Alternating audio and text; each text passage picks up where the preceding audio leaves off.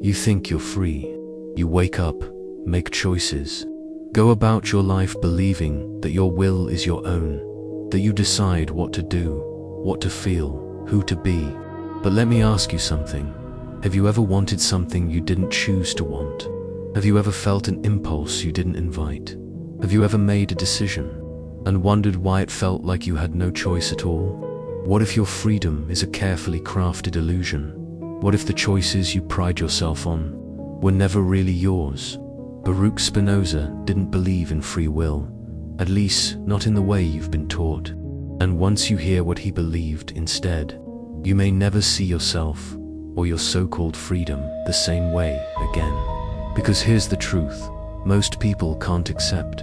You don't choose your desires. You don't choose your thoughts. You don't choose the mind you wake up with. You are a wave in the ocean, thinking it decides where to crash. Spinoza argued that everything in existence follows necessity, that everything you feel, think, and do is the result of infinite causes outside your control. And the more you believe you're free in the traditional sense, the more you suffer when life doesn't bend to your will.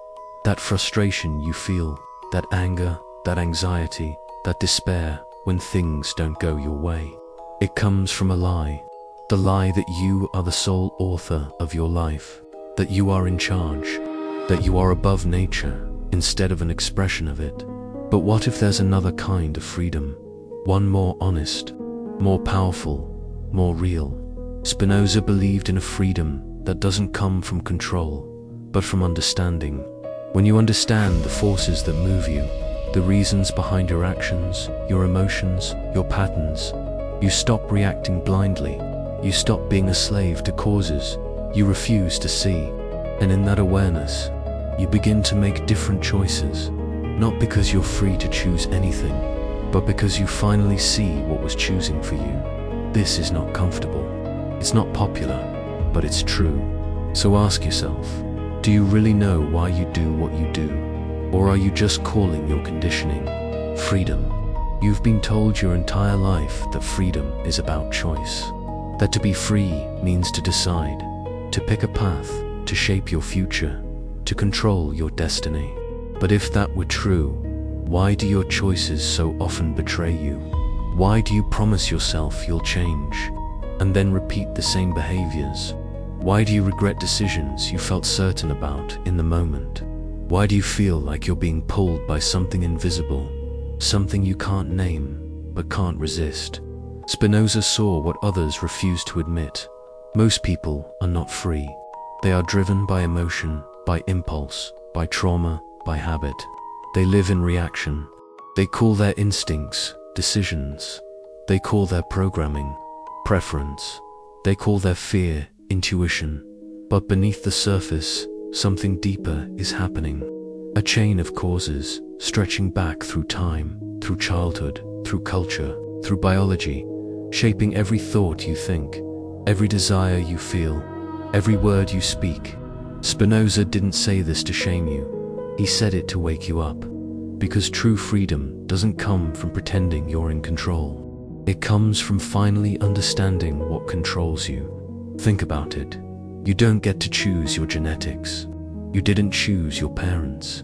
You didn't choose the society you were raised in, or the language that shaped your mind.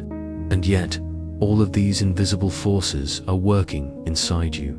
Every moment, every decision, every reaction. So what does it mean to be free? Spinoza offers a definition that turns everything upside down. A free man is he who lives according to the dictates of reason alone.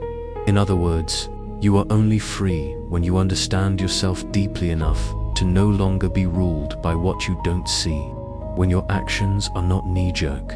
When your emotions are not landmines. When your thoughts are not borrowed, but earned. That's when choice becomes real. That's when you stop being a puppet and become a participant. But here's the hard truth. Most people never reach that place. They stay asleep inside their programming. They react, they repeat, they suffer, and they don't know why. And then they call it fate. But what if your suffering isn't fate? What if it's a signal that your life is being lived by forces you haven't taken the time to understand? What if your freedom is just a performance, and behind the curtain, you're being played by patterns older than your name? Because if you don't understand what drives you, you'll keep mistaking the engine for the driver, and you'll never leave the loop. There's a terrifying freedom in realizing you aren't free, because once you stop pretending, you can finally start seeing. Most people spend their lives blaming themselves for what they don't understand. I don't have discipline. I always sabotage myself. I don't know why I do this. But Spinoza would say, you're not failing, you're just unconscious. You are a complex system of causes, and until you start uncovering those causes, you'll live like a shadow of yourself, acting, reacting, regretting, repeating. It feels like chaos, but it's not. It's perfect, ordered, predictable necessity running beneath the surface like an ancient machine you've never been taught to read. The mistake isn't that you're too emotional. It's that you've never examined what those emotions are trying to tell you. The mistake isn't that you keep choosing the wrong people, the wrong path, the wrong patterns. It's that you haven't traced the chain far enough to see what's pulling you there. That's what Spinoza called bondage. The condition of a person who is not guided by reason, but by forces they don't perceive. A slave doesn't know he's a slave. That's what makes it slavery. And modern life, it's perfectly designed to keep you in that state. Scrolling, reacting, comparing, buying, numbing. All of it keeps you from doing the one thing that might actually set you free. Thinking, not surface-level thoughts, not recycled opinions, not the echo of your favorite real thinking, rooted thinking, thinking that burns, thinking that strips away illusion, that dismantles your identity, that forces you to ask, where did this belief come from? Whose voice is this in my head? What am I serving without even knowing it? Because the truth is, you're always serving something. The question is whether it's truth or habit, whether it's awareness or programming, whether it's your nature or your conditioning. Spinoza believed that true power isn't in control, it's in clarity. Because when you see you can choose, maybe for the first time in your life, not from fear, not from ego, not from chaos, but from truth. And that moment of sober, self-aware decision, that's freedom. Freedom isn't the absence of limits. It's knowing where the limits end and where you begin. Most people imagine freedom as the power to do anything, to wake up tomorrow and become someone entirely new, to break every chain, rewrite every story, erase every scar. But that kind of freedom doesn't exist. You can't undo gravity. You can't opt out of biology. You can't wish your past away or will your trauma into silence. You can't choose your emotions like items from a menu. And Spinoza knew this. That's why he didn't waste time selling fantasies. He offered something better, a freedom built not on escape, but on alignment. He believed that the more you understand the nature of reality, including your own, the more peace you experience. Because the war ends, the war against your thoughts, the war against your impulses, the war against your past. You stop blaming, you start observing, and slowly the panic fades, and power replaces it. But not the kind of power you've been taught to want. Not domination, not control, not the illusion of being untouchable. A quieter kind of power. The power to respond instead of react, to pause instead of explode, to feel deeply and still choose wisely. Spinoza called this the freedom of the wise. Not a person who no longer feels, but someone who understands what they feel and why. Someone who no longer mistakes a passing emotion for eternal truth. Someone who is no longer tricked by the moment. And this freedom, it doesn't come cheap. It requires discomfort. It demands honesty.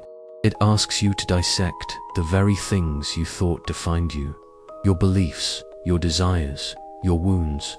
Because if you never question them, they will define you forever. They will run your life while you pretend you're steering. But once you start tracing the threads, once you see the machinery at work beneath your habits, beneath your anger, beneath your fear, you get a glimpse of something extraordinary. You're not the storm, you're the sky watching it pass. And the more you watch, the clearer it becomes. You don't need more control, you need more vision. You don't need to force a new path. You need to understand the one you're already on, because the path you walk is not the enemy. Your blindness to it is. So now you know. You're not free because you can do anything. You're free when you stop pretending you can, and finally start understanding what you are. The lie of freedom is seductive. It tells you that you are sovereign, that you are in control, that you alone decide who you are. But Spinoza pulled the mask off that illusion. He showed us that the self is not a master, but a moment, not a king, but a current, not the cause, but the consequence of countless invisible forces. And yet, that doesn't make you powerless. It makes you accountable, because once you see the threads, you can stop being a puppet. Once you see the system, you can stop being its prisoner. You won't always choose what you feel. You won't always stop the storm from coming, but you will understand why it comes. You'll learn to navigate it with clarity, not fear. And in that clarity, you'll stop trying to control everything. You'll stop needing to win every fight within yourself. You'll stop blaming life for being what it is, because you'll finally realize freedom isn't in dominating your nature. Freedom isn't no longer being deceived by it. Spinoza called this the highest form of liberation. Not the freedom to change the world to your will, but the freedom to see the world and yourself as they truly are. No illusions, no lies, no need to perform. Just presence, just awareness, just alignment with the truth. And from that place, you live differently. You love more honestly. You suffer less needlessly.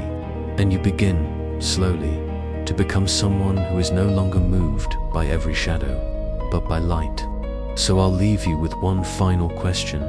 If you stopped calling your reactions freedom, what would you discover beneath them? And would that truth, the raw, quiet truth, set you free in a way your illusions never could?